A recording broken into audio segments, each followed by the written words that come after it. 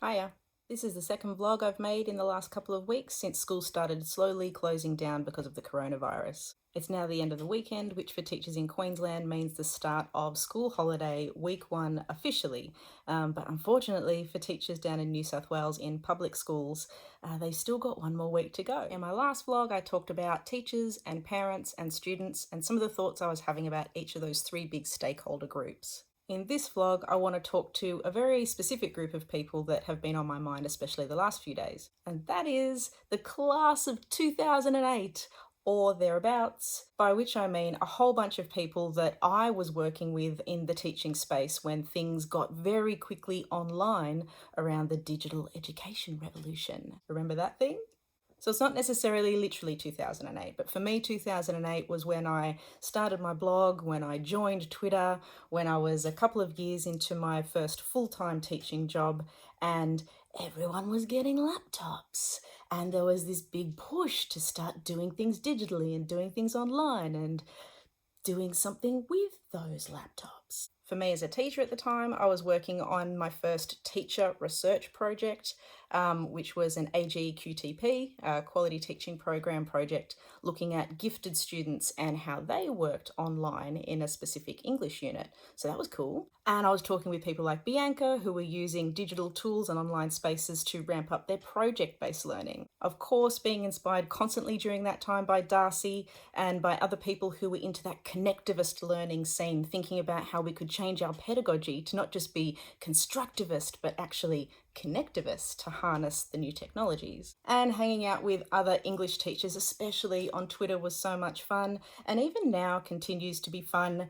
Fun's not the word I'd use for the last couple of weeks, but energizing, nourishing, and a source of humor and inspiration. People like Paula, people like Vivian, people like Carla, you're all out there. The reason I've been thinking about us, or that cohort that kind of came up in the mid to late 2000s, is that there's a lot of things that are happening around this time, with, of course, going online in the past couple of weeks, that feel familiar. There's that same sense of the change is happening whether you like it or not, and whoever wants to lead it now must rise and get it done. There's the same feeling of panic from the people around me who aren't as technologically literate or capable as I am or as we are about the work that's in front of them and is coming up.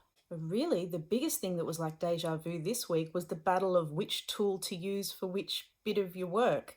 And that just put me in a headspace that made me think, I feel so tired. Like, after everything that we've done already and everything that we know about what this transition is going to take in terms of changes to pedagogy, changes to curriculum, changes to assessment, again, we find ourselves right back at stage 1 of the grind, which is which wiki do we use, which LMS do we use, and how do we get people up to speed on how to use that thing just to be able to do the bare minimum of their day-to-day job.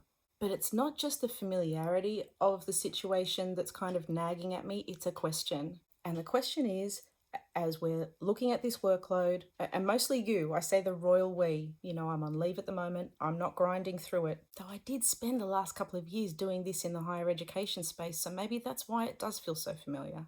As we go through this process and it's difficult and we're unsure and we're feeling hypercritical and hyper nervous, I keep stopping to ask myself, but isn't this what we wanted? Isn't this what we asked for?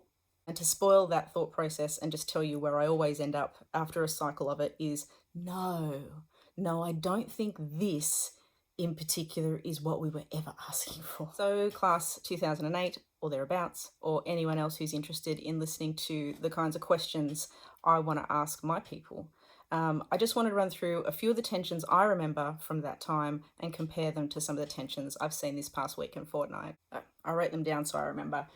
Tension number 1, the equity of access has always been a problem. Not all students have the technology that they need in terms of the tool. Not all students have what they need in terms of the literacy required to operate those tools. It's been a constant stumbling block for wanting to make big change in digital pedagogy. When I think 2008, I also think blocked sites. I think huge campaigns to petition the DET to unblock sites and to make tools freely available. We won a lot of good fronts on that fight, by the way. And for me, moving up to Queensland, which is a lot more of a state that's focusing on security, sudden limitation to the amount of tools that I was able to use with teachers was huge and remains huge. Those tensions, the lack of equity of access, and also just the problems of accessing things at school sometimes, it leads to this feeling of constant frustration or feeling like whatever effort you stayed up late last night to put in wasn't worth it because it was all just gonna not work anyway. Thinking of things from the time like working out how to download YouTube videos, probably illegally, so that we could play them offline in school because there was no way to get YouTube, or if we could, the Wi-Fi was never strong enough for it to run for very long. I'm thinking of how we always used to have to factor in lessons in the library or in the computer lab for students to do computer work because we couldn't rely on them to have any kind of device at home. Another big tension, of course, around 2008 was this idea of privacy and safety and how we were going to keep students safe online and how we're going to stop cyberbullying. Overshadowing that whole conversation, of course, are corporations coming in and trying to muscle into the school environment to get their platform or their ecosystem into your school. And one of the things they promise you as they do that is that it will be safe, not just that it will be reliable. Another thing I remember is that there was always an element of professional jealousy or professional competition around people who could do digital stuff and people who could not do digital stuff. And this feeling or this perception that the tech heads or the digital natives or the digitally literate ones were going to come in and steal your promotion or take your job. The last thing that stands out for me as a tension is just the workload associated with change and the lesson that we all learned, which was that you can only change a little bit here and there if you want to avoid burnout. We would often talk about tweaking just one class or making some changes with just one year level before we got things right in the road test or in the pilot and expanded it into other grades. Or trying something out in one term and then if it didn't work, tinkering with it so that you could improve it in term 2. So let's compare then to the current tensions. Equity, check. It's still in play. We still have haves and have-nots in terms of technology and internet access. Blocked sites, tech quality in schools and in the home, check. Yes, still a problem in some states more than others. Something that's a bit different, I think, in this factor is that BYOD happened in between back then and now. So where we were always relying on sets of laptops or school-provided laptops or computer labs with just a little bit of tech at home, now the trend towards making students bring their own tech and be responsible for their own devices has changed the game. However, I would say it hasn't changed those feelings of frustration and pointlessness that teachers experience when they try to use technology and it fails. I tried to come up with some examples that you will all recognize.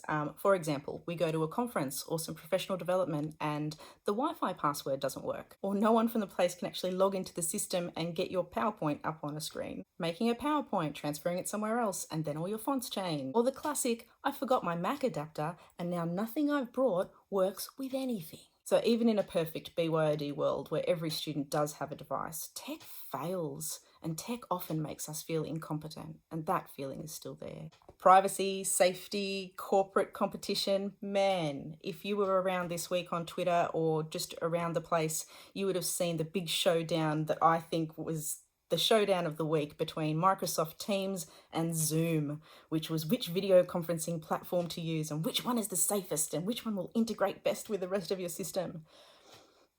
It was classic.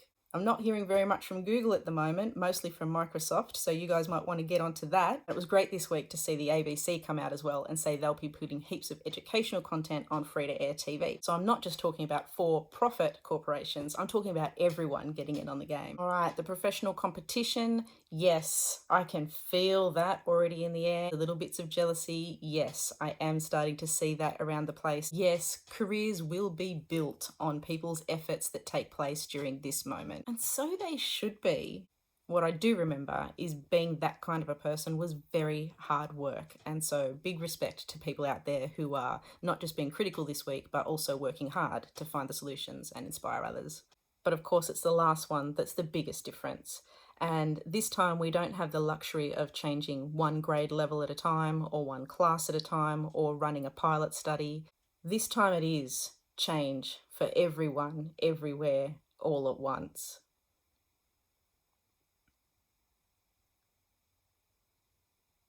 So anyway, that's enough of the comparing then and now. Maybe I shouldn't be tired. Maybe I should be excited because all of the things that we used to butt our heads up against a brick wall about are about to unlock or something.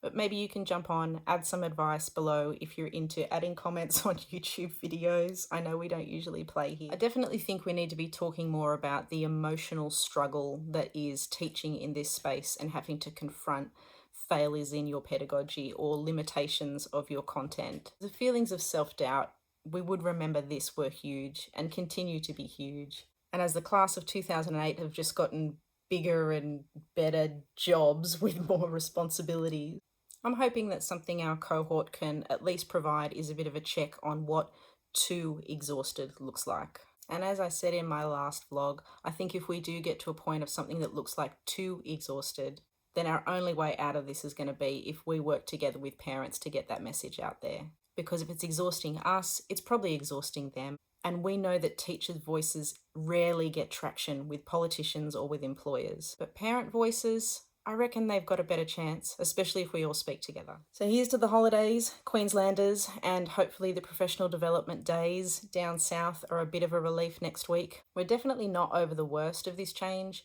but maybe for our group, we might be over the most shocking part of this change because already the things that are starting to fall apart or work well, as I said, it does feel a little bit familiar. I'm sure we'll have many more tips to share and much more help that we can provide our networks. So stay safe, everyone. Hit me up with a message. You know where to find me if you want to chat, friends. And if we're not friendly enough for you to know where to find me, drop a comment below.